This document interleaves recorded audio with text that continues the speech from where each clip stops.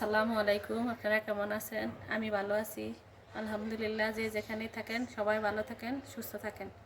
এই যে রান্না করছি গরুর মাংসের বিরিয়ানি। আজকে কোনো ছোট্ট পিস করি না, যা আছে সব বড় বড় পিস। বিরিয়ানিটা খুবই সুন্দর হয়েছে, কিন্তু খাই না এখনও, বুঝাই যাইতে আছে। খুব সুন্দর হয়েছে। এই যে সব পিস বড় বড় করে করছি, বোনের বাসায় খাবার দিব। বোনে আমার অসুস্থ, পিত্ত অপারেশন করছে তো ধানমন্ডি থাকে, আমার ছেলে নিয়ে দেবো খাবার। আর বোনের তো অসুস্থ রুগী, এই জন্য রুই মাছ দিয়ে, রুই মাছের মাথা পিস লেজ দিয়ে, আমার গাছের পেঁপে দিয়ে, কাঁচা পেঁপে দিয়ে রান্না করছি।